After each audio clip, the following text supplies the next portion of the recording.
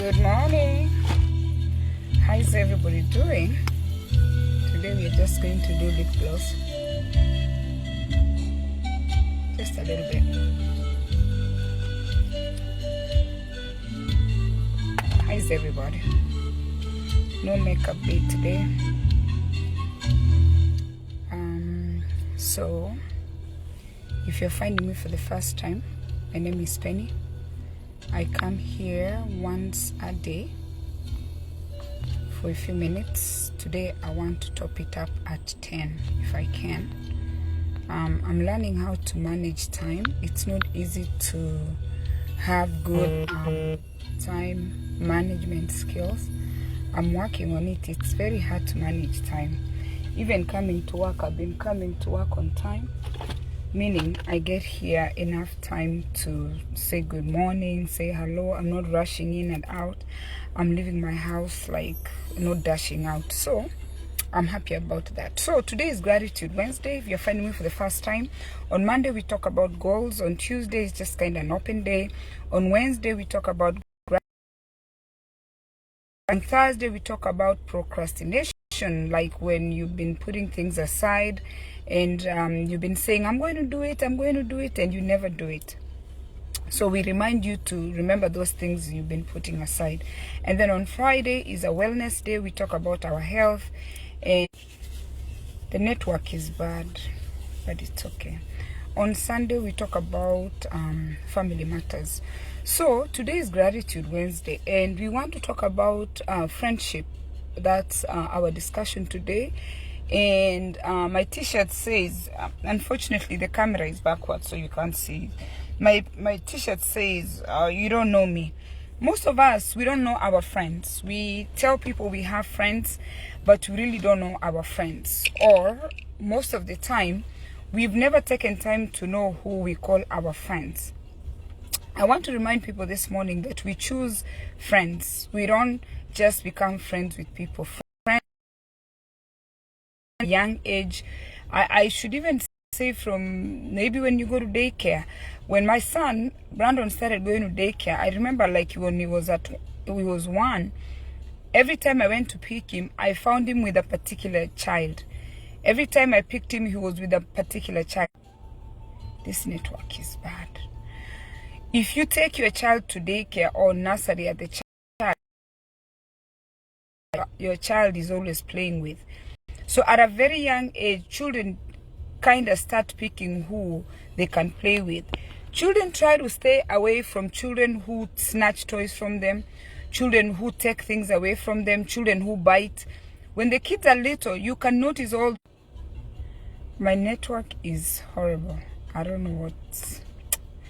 So when the children are little, you can notice how they start picking their friends. And when by the time they hit kindergarten, they've selected who they want to play with. They invite each other to each other's houses. If you have children, you see these things at a very young age, how children pick their friends. By the time they're in first grade, they have identified who their friends are. That's why in some families, when the children move and leave their friends behind, they feel so bad. So we do create our friends, and sometimes we are not even aware. And you know, I want you to sit down today, take a piece of pen, a piece of paper and a pen, and write your friends. Ask yourself, who are your friends? Do you really have friends? Because you might think you have friends, and yet you do not have friends. So for you to know if you have friends or not, I want you to even look at yourself and ask yourself, when was the last time you stopped everything you were doing and you went to visit a friend? The purpose of your visit was to visit a friend, somebody that you care about, and you either got in a flight or you got in your car and you went and visited that person. Who is that person? How many do you have? Are you the kind of person who waits until you're in crisis? That's when you're reaching out to people. Do you have those people that you call your friends? And these are people, friends are people that you choose. A lot of our friends, a lot of people we call our friends, we are not honest with. Yes, I have had such a hard time making people that I call my friends, because a lot of people, especially women, You can't tell them the truth. Friends are supposed to be truthful. If your friend is doing something, a friendship is like a marriage. When you're married to someone, you spend so much time. The network is just bad. Wow. When you're married to someone and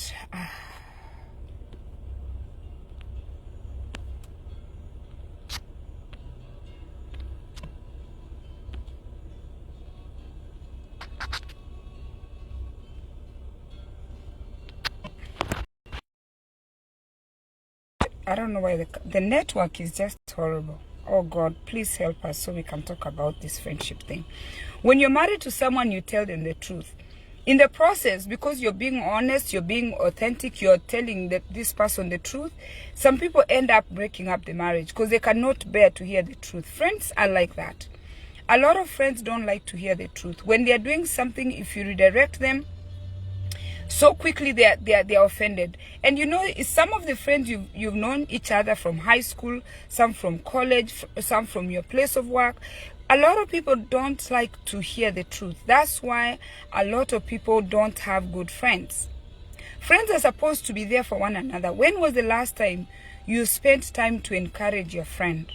Somebody you call your friend and they were going through something, and you know, they don't know who to talk to. Sometimes, especially in the African culture, we didn't have therapists.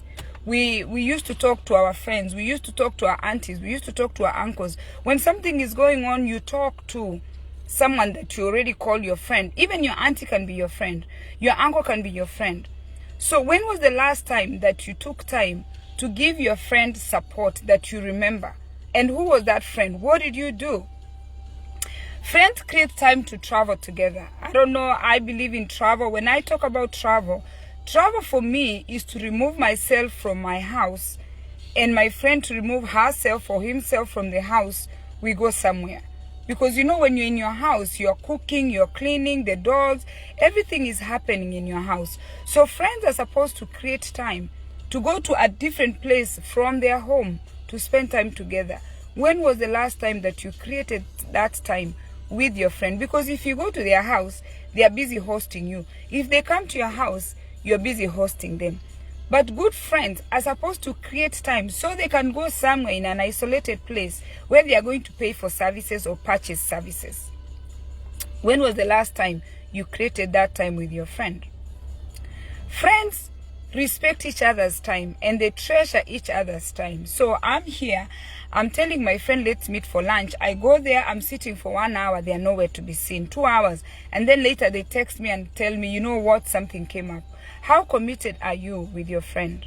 Do you have time for that friend of yours that you call your friend? Friends are supposed to have a lot of trust. A lot. So now I have adult children. Sometimes I'm in crisis. Sometimes I'm having good news. Sometimes it's good news. Sometimes it's bad news. We don't want everybody to get all in our business. Some information, especially your family information, some of it is confidential. So who is that friend that you can trust? Do you have a friend that you can trust to tell them something? And yes, most of us, we don't have those friends. Because you tell one friend something and she tells her other friend and the other friend tells the other friend. Before you know it, all that information about your daughter is out there. All that information about your son is out there. All that information about your finances. Do you have that friend that you know you can trust? Now, we have friends that are dependents. They call themselves friends, but they're actually our friends so they can take away from us. Are you a good friend that is supportive, or you are a friend that is a dependent? I already have my siblings and my children and my parents as dependents. How can you go pick a friend who's a dependent? Some of you people are dependents. You have a friend because she gives you A, B, C, D. What are you giving back? You're always just taking. These friends are so draining. Every time you turn around, they're asking something from you and they're calling you their friend.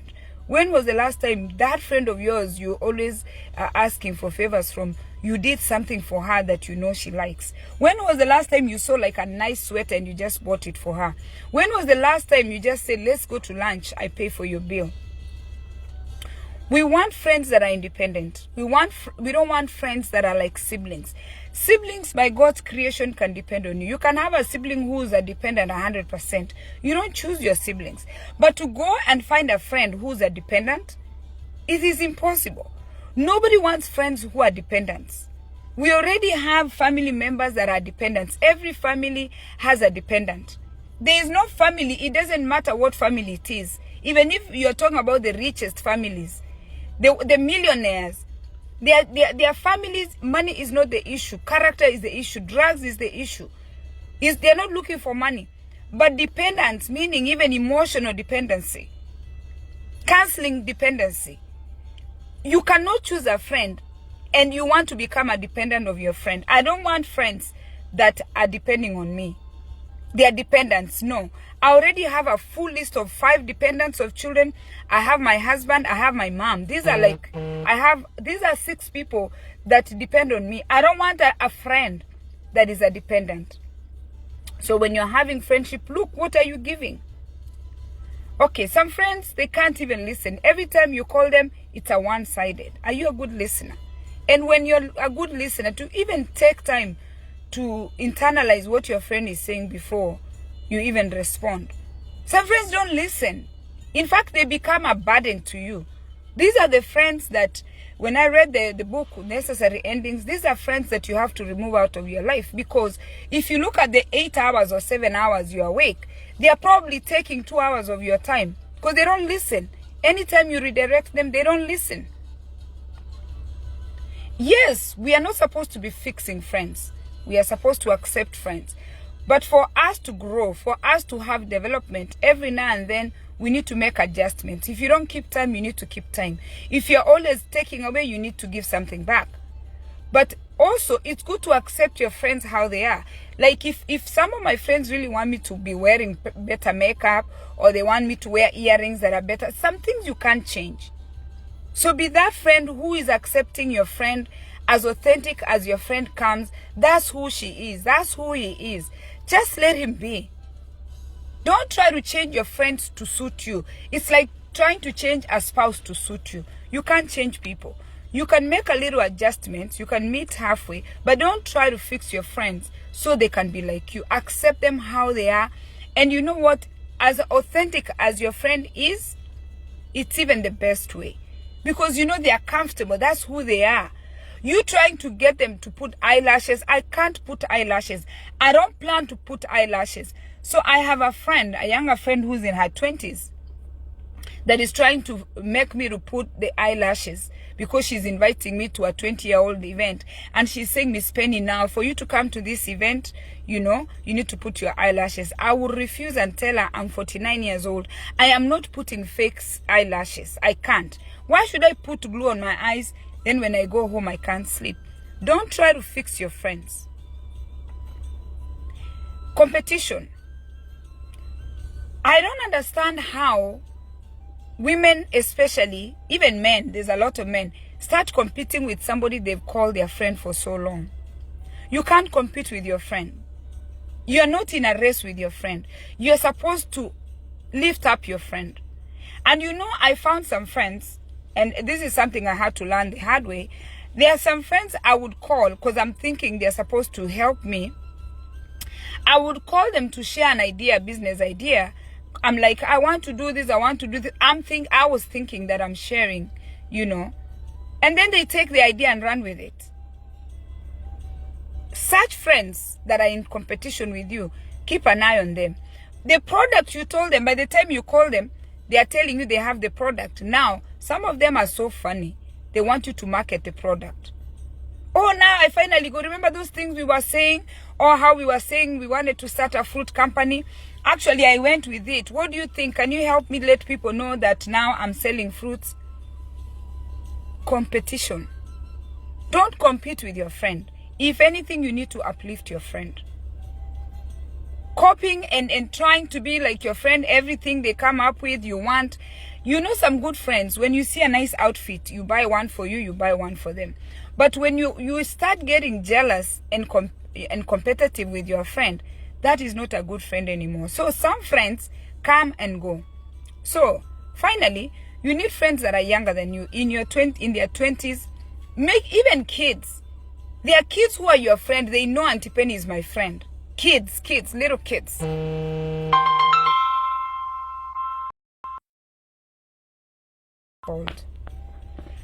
So there are those children who know so-and-so is my friend. Little kids. 8-year-old, 4-year-old. They see you, they love you. You need to have children friends because they will cheer you. And you do special things for them. You can braid their hair. You take them to the salon. Have friends, little kids. Have those friends. You need friends that are 18 plus. They just turned 18 because you know what? You need to mentor these 18-year-old friends. Because remember, some of the kids you've been friends with, they turn 18. Have friends between the age of 18 and let's say go up to maybe 30, like in between there. Have a friend in between there. Have another friend between 30 and 40. Have another friend between 40 and 50. Every 10 years, have a friend until you get to 90 and 100. You need an old man friend. Old woman friend.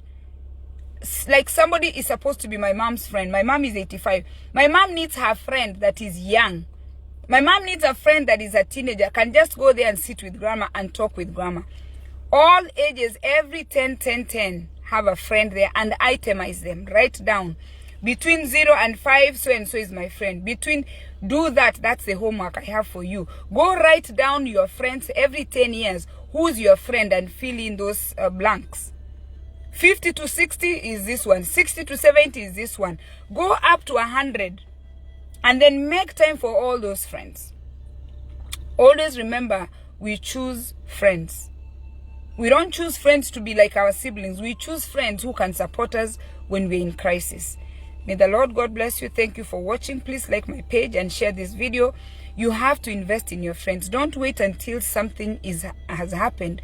That's when you're reaching out to your friends. Today is Gratitude Wednesday. If you happen to have a friend that I just described here today, call them and tell them, I'm glad that you're my friend. Let your friend know that you are their friend. Because sometimes you want people to assume that you're their friend. Let them know, go on your contact list and tell them, thank you for being my friend. Cheers, guys.